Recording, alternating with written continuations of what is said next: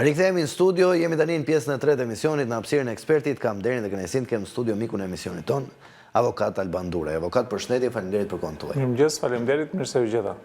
Duke qenë se ka kërkesa të shumta të qytetarëve për pyetje ndaj avokatit edhe për të marrë këshillim juridik, ne kemi vendosur që edhe sot të presim telefonatat e qytetarëve. Ka hapësirë mjaftueshme mendoj për të trajtuar disa qytetar, jo pak, duke qenë se kemi diku tek 40 minuta në dispozicion, kështu që numrin e telefonit do ta keni të hapur që prej këtij momenti për të pritur telefonatat e para në studio për pyetje që keni për avokatin Alban Duraj. Numrin e telefonit e keni tani të hapur, presim telefonatat e para në studio për ditën e sotme. Mirëmëngjes, përshëndetje. Mëngjesi, përshëndetje dhe. Përshëndetje zonjë. Dëgjoj. Urdhë. Nuk e ditë se keni këtë emisionit tani, u përshëndes, po unë dësha të pyes për pensionet. Qa po bëhet më zemër, kemi apliku, kemi bërë gjitha gjona dhe nuk po na kthejnë asnjë përgjigje për pensione. Kur e keni bërë aplikimin ju zonjë? Aplikimin ke Albania, ka morë avokatin që e 6 muj, nuk po na kthejnë, na kemi punu, se na nuk kemi dalë një vjetë me hagër bukë. Ti janë njohur vitet e pensionit, sa vite ke gjetur ti? Kam punu, jam 64 vjeqe zemër, kam dalë që në 63, e 3 muj si ishte ligji.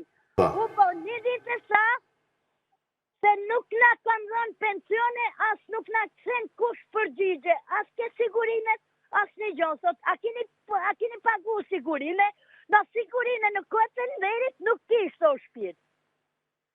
Sigurime që në bo me dirëmën, se as në mesalën jo, kam punu 20 vjetë, qysh 19-ën, e më sot kam punu, nuk këm njetë kush jetërsi pune se kam qënë pa siguracion.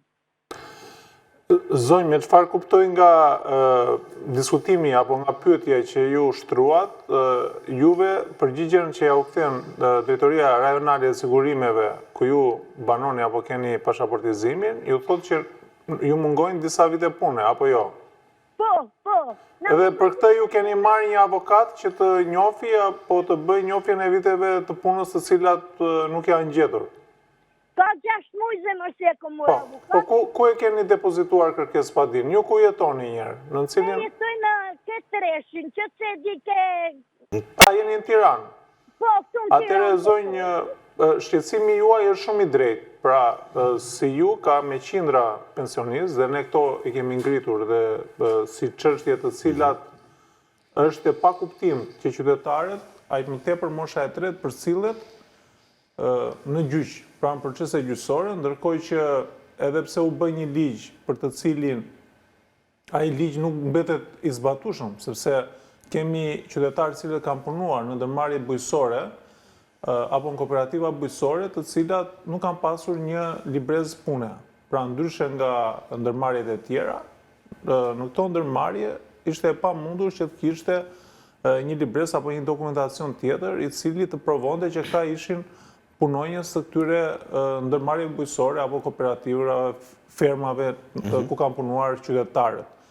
Dhe mbetet i pazbatueshëm për këtë target pensionistësh, të cilët zvariten nga institucioni, pra nga Drejtoria Rajonale dhe nga ISSH-ja, ndërkohë që ato ndoshta kanë dhe politik, që pensionistët mos marrin pagat apo mos marrin pensione në kohë, i zvarisin sa më shumë, që të ndrojnë edhe jetë edhe mos ke mundësi që ta gëzojnë pension dhe të drejta të tjera të cilat burojnë nga momenti që del në pension, sepse mund të rimbursohen medikamentet, ka lehtësira të tjera për sa i përket energjisë elektrike apo strehimit, pra besoj që kjo duhet jetë një qasje apo një politik për cilët pensionistës zvariten këto 35 vite. Dhe ky shqetësim që ngriti zonja është shumë i drejtë, për sa i përket edhe proceseve gjyqësore, pra edhe pse ajo ka 6 muaj që ka ngritur padija apo e ka ndjekur në rrugë gjyqësore,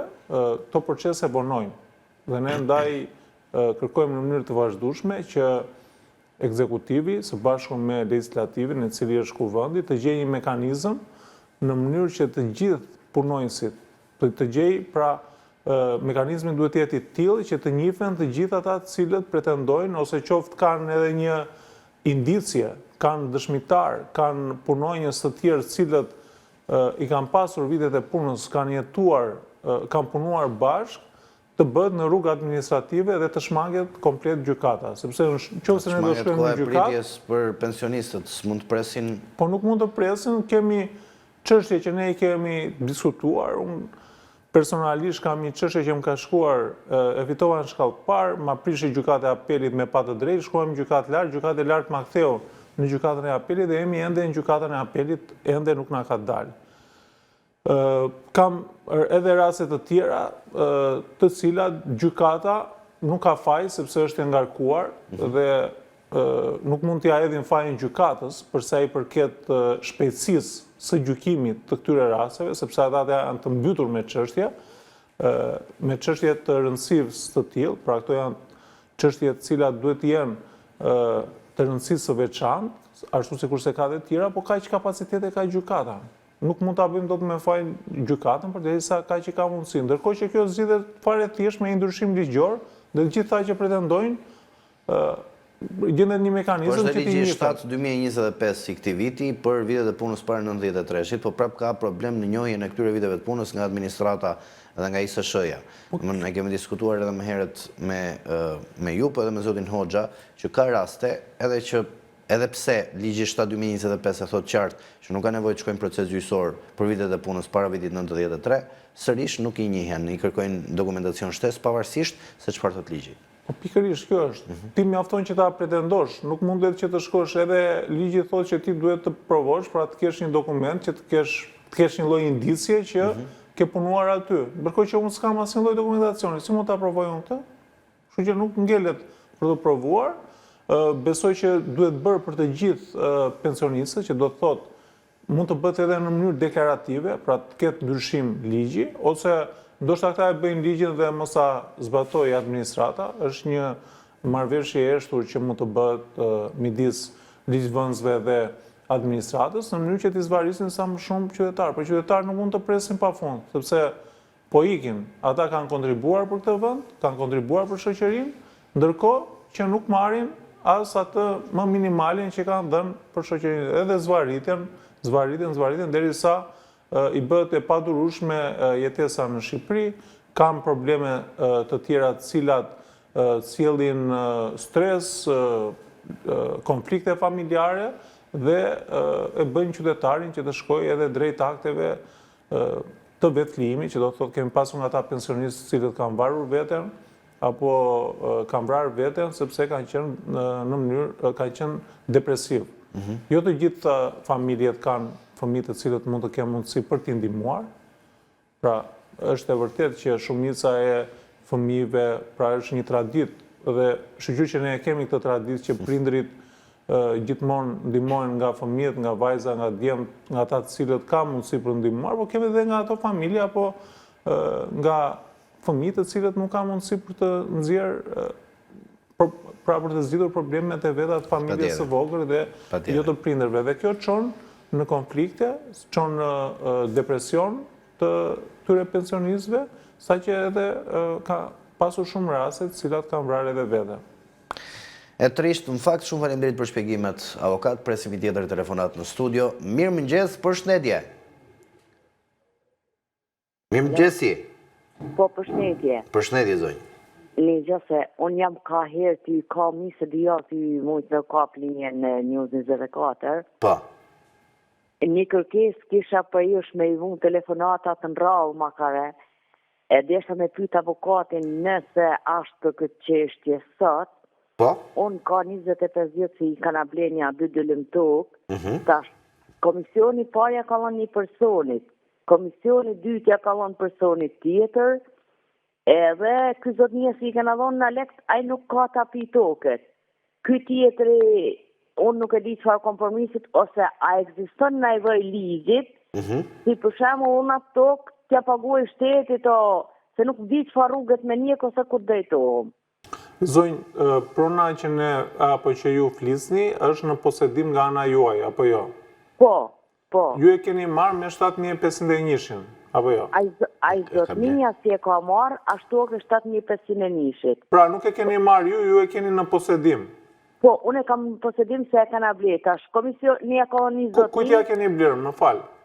20.000 që ai nuk ja ka dhënë komisioni parë. Pra komisioni parë, po ai nuk ka qenë pronar, sepse ja ka dhënë në përdorim, nëse ne do flasim për aktin e parë që i është dhënë nga komisioni. Pra ai nuk ka pasur të drejtë që të shqiste, apo ta tjetërsonte këtë pronë. Këto janë shit tokat, këto unë e kështu shiten edhe sot, komisioni i dytë ja ka dhënë 20.000 tjetër, ai tash ka tapin me 7.000 lishin. Tash pa ligjit ekziston. Ju jeni cënuar nga përdorimi që do të thotë ka ardhur aty, ju ka shqetësuar, ka iniciuar ndonjë proces gjyqësor apo? Jo, në absolute. Pra ju e keni gëzuar pronën të qetë? Unë ja kam blet 20.000 sa i ka rrashpata tokat e emja.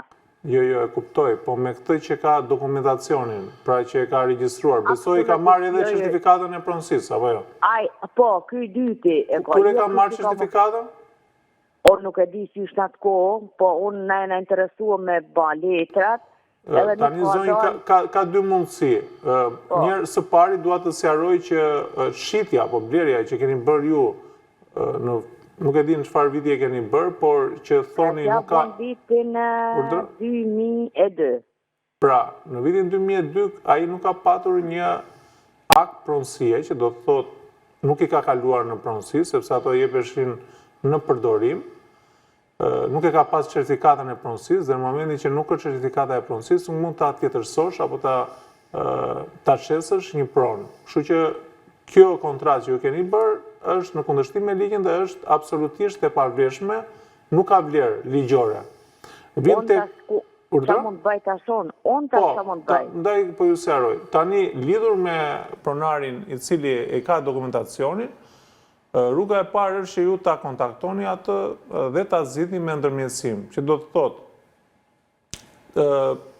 pa sqaruar siç na sqaruat ne lidhur me këtë blerje që keni blerë, sepse mund të ndodhi, jo për ta çuar në gjykat, por ta zgjidhni një herë me ndërmjetësim, mund të ndodhi që komisioni në atë periudhë ka bërë edhe ngatresa, jo me vetdije, shpeshherë i ka bërë për shkak sepse pronat nuk kanë qenë të regjistruara, nuk kanë qenë të digitalizuar, që do të thotë të gjitha pronat kemë pasur mundësi që të kontrolloheshe në mënyrë elektronike dhe nga ana njerëzore janë bërë gabime lidhur me shpërndarjen e pronave. Që do të thotë, pronari i cili ja ka shitur apo që ka pasur aktin e parë, mundet të jetë kompensuar në një vend tjetër. Dhe këto para, pra mund të ndodhur një lloj ngatrese dhe të tregta mund ta zgjidhin nëse janë gjallë si me marrëveshje. Do të thotë, ai mund të heqë dorë nga ajo prona tjetër dhe t'ia kaloj pronarit i cili është me dokumentacion,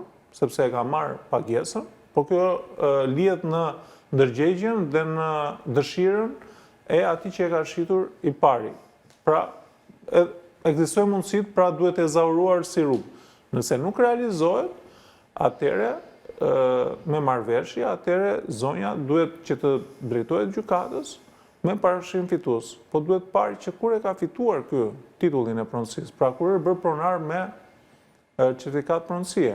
Nëse ky zonja ka qenë për 10 vite e ka poseduar në e pashqetësuar të pronë, atëre i bie që të drejtohet gjykatës me një objekt pa dije ku të detyroj pronarin i cili ka dokumentacionin, detyrim për njohje pronar për shkak të parashkrimit fitues. Që do thotë, zonja për 10 vite nuk e ka shqetësuar njeri, kjo është kur është në mirëbesim dhe zonja është në mirëbesim, sepse nuk e ka pasur asnjë lloj problemi dhe jemi në faktin e njohjes pronar me parashkrim fitues. Kjo është mundësia e dytë që zonja mund të e zauroj. Mundet të ndodhi që edhe të zgjidhet si konflikt për shkak edhe të problemeve që kanë pasur. Gjithsesi ta bëj zonja. Po, duhet që ti provoj të dyja. Unë mendoj që ky komunikimi mes palëve do ishte më i drejtë dhe më i ndershëm, sepse aty mundet që edhe këta persona apo qytetar mundet që të vijnë përpara përgjegjësisë të një fakti që nuk ka qenë faji i zonjës që ka qenë në mirëbesim. Pra ajo ka shkuar dhe ka blerë një pronë, sepse ka pretenduar që ky ka qenë pronari dhe ky i ka pasur dokumentacionin. Ndonse që të blesh një pronë duhet ta kesh me certifikat pronësie, por kultura ligjore dhe juridike në fillim të viteve 90 ka qenë e tillë, pra ka qenë minimale, ku qytetarët nuk ishin mësuar me pronë private dhe nuk e konceptonin dot institutin e shitblerjes apo edhe le themi ndërveprime të tjera për sa i përket transaksioneve që mund të bënin me njëri tjetrin. Kështu që është një gabim njerëzor që ka ndodhur për të probleme burokratike. Drejt. Faleminderit avokat për shpjegimet. Presim një tjetër telefonat në studio. Mirëmëngjes, përshëndetje. Presim vetëm pak sekonda sa të konfigurohet lidhja. Mirëmëngjesi. Jeni drejt për drejt me avokatin Alban Duri. Përshëndetje. Përshëndetje zotëri. Kam edhe unë një problem me pronë. Po, je drejt për drejt me avokatin, po të dëgjon vetëm të lutem uli zërin televizorit dhe na dëgjoj vetëm nëpërmjet telefonit. Po. Faleminderit. Vazhdo. Avokat, përshëndetje. Po, urdhron. Kam një pronë të trashëguar. Okej. Jo. Po, Kam një pronë të trashëguar. në rregull. Para 40. Mhm. Edhe është kullot. Po, Jo. Por si që jetonim atere në lagje, kishja kufitar filanin edhe e bëm gjyqin të përbashkët. mhm. Dhe ja lam një njeriu që t'i regjistronte. Si që ishte vendimi gjyqit që u dha i përbashkët. Në rregull. Vate vendimi gjykatës në zyrën e regjistrimit dhe u regjistra vetëm i atia që e qoj. Në tetët unë nuk mu regjistroa. Dhe vazhdoj me gjyqe, vete e qoj në bashki vendimin e gjykatës në Tepelet. Mhm. Edhe gjykata nuk ma lis mua kontratën, po e alis këtyre patronazhiste. Kupto? Më dëgjon avokat? Po, ju dëgjojmë zotëri. Ashtu, u alis patronazhiste. Mirë po kjo është një marrëzi e madhe, more. Të drejtave të njeriu, të drejtave të pronës, të drejtave të ngacmimit të trurit, të gjitha gjërave, kur prona është imja, unë vija aty të jap lekët të malidhësh, ti nuk malidh, sepse s'është regjistra akoma në hipotekë. Po, e kuptoj. Ashtu. Dhe jam me gjykatën e lartë me hipotekën që s'ma ka regjistruar dhe qoj ato dokumentat në bashki që të paktën mos të lidhet. Se vete ajo si dëgjova aty që ve kalon 10 vjetë e lisa ai dhe ka të drejtën të apronsoj ai. Zotri, ju të rini i qetë sepse problemi juaj ndryshon, që do të thotë të gjitha ato veprime ligjore që ka bërë bashkëpronari juaj apo i afërmi i cili është trashëgimtar. Jo, më fal. Nuk është Ishim si lagje, edhe kishim kullota, nuk isha time, nuk bë vendimi gjyqit për bashkët, vum kufit, edhe mua mu njo si përfaqja 19 hektar, ati 30 hektar. Zotri, ju keni ndjekur procesin pranë Agjencisë Kthimit dhe Kompensimit Pronave, apo thjesht keni bërë një vendim për përcaktim kufish? Kemi bërë një vendim për përcaktim kufish.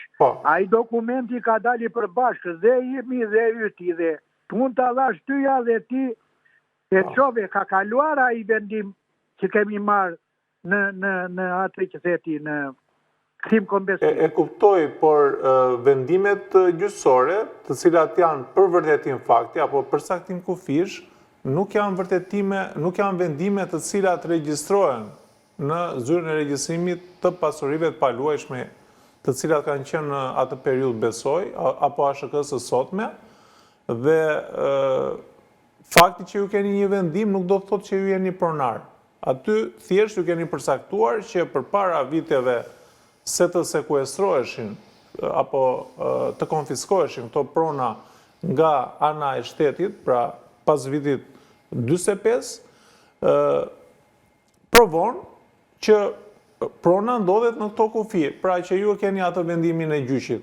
Rruga që ju duhet të ndiqit ishte rruga administrative, që do të thotë do shkonit pranë zyrës së kthimit dhe kompensimit pronave që kanë qenë në atë periudhë, ose ATP së sotme, do të bënit aplikimin me dokumentacionin provus, ku ju provonit se prona e trashëgimtarit tuaj ka qenë me dokumentacioni vinte nga arkivi i shtetit, pra ka një sër dokumentash me cilët ju plotësonit dosjen, pra në kësaj agjencie, ndoshta ata ju kanë kërkuar përcaktimin e kufive, sepse ka qenë problematike në fillim të viteve 90, po edhe sot është problematik, sepse ka edhe probleme për të cilat qytetarët shkojnë në gjykat, bëjnë përcaktimin e kufive, sepse ja kërkon Agjencia e Trajtimit të Pronave. Dhe në këtë kuptim, ju nuk e di nëse e keni ndjekur të rrugë administrative apo jo, dhe nëse ju e keni ndjekur dhe pretendoni që e ka regjistruar në mënyrë të padrejtë, atëherë ju do të presni vendimin e gjykatës së lartë për vendimarrjen e saj. Në mënyrë që ai mos të bëj veprime, pra komshiu apo pretenduesi tjetër që mos bëj veprime lidhur me transaksionin, regjistrimin e tjera me radhë, duhet të kërkoni në gjykatën e lartë pezullimin e vendimit të gjykatës së apelit, ku për faktin që ju e keni në gjykatën e lartë, tregojnë që duhet ta keni humbur vendimin e gjykatës së apelit, pra nuk keni shpallur fitus, por ekziston mekanizmi i sigurimit padis apo i marrjes së një mase të përkohshme derisa të përfundoj gjykimi në gjykatën e lartë. Dhe me argumentin që mund të sjellë një dëm të parikuperueshëm, të atë çastshëm dhe i cili do të sjellë probleme për pronën tuaj, pra janë argumente ligjore që duhet i bëjë avokati juaj për masën e përkohshme, në mënyrë që ju të stoponi dhe të ndaloni veprimet e palës tjetër. Pra kjo është mekanizmi juridik. Nëse ju jeni në gjykatën e lartë dhe çoni shkresa Agjencisë Shtetërore të Kadastrit që ju mos bëni veprime sepse unë jam në gjykatën e lartë, kjo nuk është një argument ligjor. Kështu që rruga e dur është që t'i drejtoheni gjykatës së lartë dhe të kërkoni pezullimin e ekzekutimit të vendimit të gjykatës së apelit. Qartë. Shumë faleminderit avokat. Kemi kohë të presim një telefonat, 2 minuta kemi në këtë pjesë, pastaj do të marrim sërish në pjesën tjetër. Mirëmëngjes, përshëndetje. Vetëm 2 minuta kohë për këtë telefonat. Mirëmëngjesi. Përshëndetje zotëri. Tuat ti bëj një dy pyetje avokati. Po ju dëgjon. Jeni drejt për drejt me të. Unë jam në Tepelena. Po. Në kadastrin e Tepelenës është bërë një mishmash i madh, kur stërgjyshi im ka pasur shumë prona, ka qenë pronari i madh në Tepelenë, dhe kur vajta për verifikimi kanë lënë vetëm një fletë që ekziston e regjistruar vetëm shtëpia me 300 metra truall, dhe asnjë lloj prone tjetër, ku 40% e fshatit që është kullot, Në çfarë fshati jeni ju? Gjyshi im. Dhe tokat e të parëve tanë. Mirë ato që u ndalën me 7.500 e njëshin dhe i kanë braktisur, i kanë lënë djerë, dhe por është dhe një hektare ca tokë, e pa ndarë dhe pa regjistruar, dhe kjo gjoja që s'ekziston, po është vënë me, do me thënë, është vënë për 99 vjetë. Ju çfarë dokumentacioni keni për tokën e vjetër, zotëri? Po dokumentat tona kanë humbur të gjitha atje, i kanë zhdukur ata, ka do me thënë një dosje për e brezash, ka vetëm një flet. Bëjmë për? Dhe unë s'kam që ku t'i gjej, kanë emër të gjitha me kullota, me Zotri, toka, janë emëra. ju ku keni filluar që të interesoheshit për pronat e gjyshit tuaj? Unë kam vajtur shpesher. Po sa ko keni? Sa ko? Keni 1 vit, 2 vit, 3 vite, apo 30 vjet? Unë kam bi 5-6 vjetë që vete, po... Ju shkoni verbalisht që do të thotë... Kam vajtur përsëri. Zotri, ju shkoni verbalisht dhe i kërkoni punojësit që më shikoni pak pronat e gjyshit dhe merrni përgjigje, apo jeni drejtuar në rrugë zyrtare? Jo, në rrugë zyrtare asnjëherë si jam drejtuar dhe këtë dua të di që si veproj. Tani veprimi është i qartë. Unë nuk e kuptoj se keni shkuar të vitet e fundit, sepse hipoteka apo ASHK-ja ka filluar që të funksionojë në bazë të aplikimit. Pra, ju do të bënit një kërkim, do shkonit pranë zyrës së hipotekës, aty bëhet një aplikim lidhur me kontrollin dhe me marrjen e informacionit, të dosjes, pra nëse dosja e gjyshit ka qenë e regjistruar, por mendoj që nuk e ka pasur certifikatën e pronësisë, sepse ju thoni që këto prona janë të ershme, kështu që bëhet një kontroll pas aplikimit të portali e Albania, që e bën punonjës i zyrës që ndodhet pranë ASHK-s, në mënyrë që të marrë informacion. Kjo është rruga e parë, por besoj që edhe po nuk ishin aty dokumentat, nuk ka ndonjë problem, sepse të gjitha dokumentacionet janë tek arkivi qendror i shtetit, këtu në Tiranë, dhe prap kjo bëhet në rrugë elektronike. Do thotë, Që duhet bëjtë një konkretisht, zotëria? Aplikimi duhet dëshmia e trashëgimisë, që provon që zotëria është nipi i pronarit përpara viteve të pretenduar, 45, dhe duhet t'i japi të dhëna lidhur me këto. Pra ku pretendon ai që kanë qenë këto prona? Pra kanë qenë në fshatin, po marrim një fshat aty, Beqisht, Tepelen. Apo ka qenë në një fshat tjetër, në Kras. Pra t'i japi disa orientime në mënyrë që edhe drejtorinë e arkivit. Pra të kërkoj informacionin të drejtoria e arkivit. Të drejtoria e arkivit. Kjo bëhet prapë me aplikim, që nuk është e nevojshme që zotëria të vi këtu në Tiranë, të pyesë, të përcjellet. Aplikim në Albania, po thjesht... Tek Albania, ose mund ta bëj edhe tek zyra e postës, pra kur shkon te posta, ata të ndihmojnë lidhur me të aplikim. E qartë, shumë faleminderit avokat. Edhe arkivit të kthejmë përgjigje në mënyrë të shpejtë, sepse ka edhe një opsion ekspres, që paguan pak më, është pagesë më e lartë, por e merr më shpejt përgjigjen. Shumë faleminderit avokat për përgjigjen. Do të shkëputemi për pak publicitet, pas pak me telefonat të tjera, pyetje të tjera nga publiku.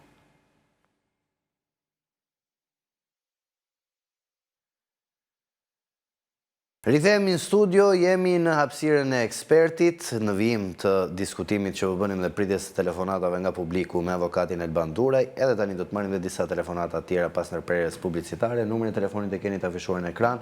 Presim telefonatat, kemi diku 8 minuta kohë për të pritur edhe disa telefonata tjera dhe pyetje tjera për avokatin Elban Duraj. Mirëmëngjes, përshëndetje. Mirëmëngjes. Përshëndetje zotëri. Me avokatin. Po, je drejt për drejt, po ju dëgjon zoti Duraj. Po, kam blej për 92-shin, tokë dhe shtëpi, certifikatën e kam bën 2017. Certifikat pronësie? Po. Okej. Atërmetin 2019, edhe u klasifiku me DC4. Me vendim të Këshillit Bashkiak, u vendos që të shemet shtëpia. Po? Si mas bashkis, thotë që ka qenë shtëpi kulture kja. Doli mbrapa kjo? U shëm shtëpia? Po, mbrapa, po. Edhe tani nuk ju dhanë juve shtëpi për tërmeti, nuk ju dhanë shtëpi? Jo. Flitet që do japin lek, po nuk përnohet me ban shtëpin aty ke përna ime.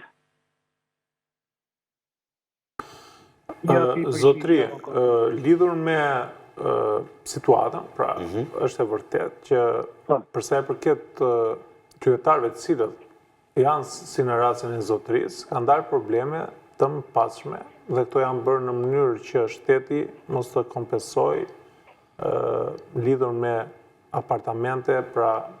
Po zotëria ka certifikat pronësie tani? Po, pikërisht, këtu doja të dilja, pra ka shumë raste të tilla, edhe këtu në Tiranë, pra sidomos e rruga 5 Maj, kemi vendimarrje nga ASHK-ja, të cilat pasi i është dhënë certifikata e pronësisë, ose pasi i ka legalizuar shteti, çfarë ka bërë, ka nxjerr probleme që jo do kaloj rruga, jo nuk kualifikohet, pra vendimarrje administrative, të cilat janë në kundërshtim me ligjin. Pra këto janë vepra penale, shpërdorim detyre dhe vepra tjera penale që duhet i konstatoj prokuroria. Po marr rastin e rrugës 5 Maj, ku aty banorët kanë bërë kallëzim penal edhe në prokurorinë e posaçme, është regjistruar procedimi penal, sepse për t'ia dhënë privatit dhe për të favorizuar kompani të cilat kanë qenë të lidhura me drejtorët e Bashkisë së Tiranës apo me drejtuesit e saj, është bërë kjo procedurë e tillë. Dhe qytetarëve çfarë i bërë? Janë mohuar metrat e tjerë, sepse ato kanë qenë shtëpi private. Pra, jemi në të njëjtën frekuencë, apo në njëjtën, nuk e di ku zotëria jetonte, ndoshta është dhe banori 5 maj, por nëse është banor, unë do ta sugjeroja që të shkonte. Zotrin, se kemi. Nuk e kemi më. Se kemi më? Pra, unë do ta sugjeroja që të shkonte në prokurori, të çonte gjithë dokumentacionin dhe docjen e vet, sepse aty ka disa qytetarë të cilët e kanë iniciuar të proces dhe është regjistruar procedimi penal dhe ndërkohë kanë shkuar edhe zyrtarë të nivelit lartë, të cilët kanë qenë të implikuar për të dhënë deklaratat e tyre. Pra është një çështje që ka cënuar shumë qytetarë, sepse për të ndjekur rrugë të tjera, janë rrugë të cilat do ta fusin zotrin në qorsokak, që do të thotë do shkojë në gjykatën administrative, do kërkoj detyrimin për të njohur pronën e vet, e tjera me radhë për kërkuar dëmshpërblimin, pra është një rrugë e cila e çon shumë gjatë procesin, shpenzimet cilat zotria do paguaj, avokat, ekspert, dëmi që do t'i shkaktojë dhe tjera me radhë. Kështu që mendoj që zotria duhet të interesohet pranë prokurisë posaçme, lidhur dhe nëse ai nuk është banor i rrugës 5 maj, atëherë të bëjë një kallëzim penal lidhur për gjithë ato veprimet e palishme që pretendohet nga ana e bashkisë, pra që thotë që nga shtëpi kulture, pra nuk mund të dalë ajo në shtëpi kulture pasi është certifikuar prona. Çfarë kanë bërë zyrtarët në këtë? Asgjë. Kështu që to janë zvaritje që zyrtarët duan që qytetarët i zvarisin në rrugë pakthim. Në qartë. Mirë, shumë faleminderit avokat për shpjegimin. Presim një tjetër telefonat në studio. Mirëmëngjes, përshëndetje. Mirëmëngjesi. Përshëndetje. Përshëndetje, zotri. Të lutem, dua një kontakt me këtë avokat. Si një abo. Jepi një numër avokat, lutem. Për kontakton, atëherë numri i telefonit është 069 27 37 706. Të lutem, s'kam bua shkruaj, s'kam bua shu. A mund t'ja japësh numrin tim, të komunikoj qoftë dhe ma vonë? Po mirë. Jepi numrin tim, të lutem edhe të komunikoj me te, njëri i jashtëzakonshëm një, edhe së dyti dua që ju keni shtu kohën për publikun, gjëja më e madhe e madhe që keni bërë. Ju përshëndes për këtë veprim. Do më japësh numrin tënd? 069 Po? 24 Po? 60 Po? 120. Avokati më i nderuar që mund të ekzistojë. Duhet komunikoj me te. Lutem. Në rregull, mirë zotri. Faleminderit, kemi edhe 2 minuta kohë, apo duhet ta mbyllim? Okej, presim një telefonat shkurtimisht.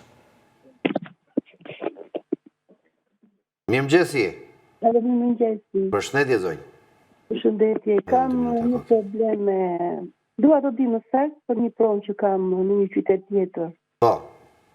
Edhe babai tim është martuar, përsëri a mund të marrë një herë ka pjesë në pronën tonë që kemi në një qytet tjetër?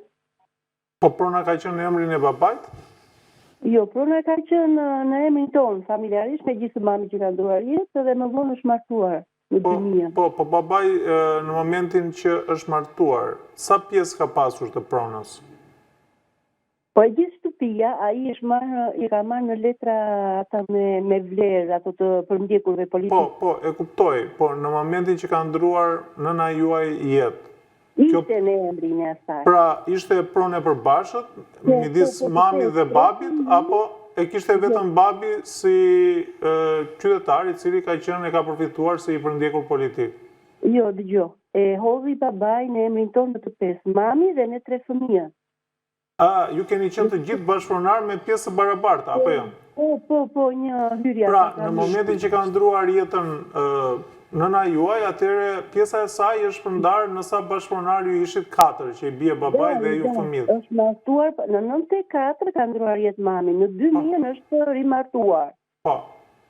E kuptova. E kuptova, zonjë, pse jemi në limite, ideja është që ju, do më thëmë, pjesa e babajt do të përpjestohet, pra do t'i kaloj edhe bashkëtorës së babajt tuaj apo njerëkës tuaj.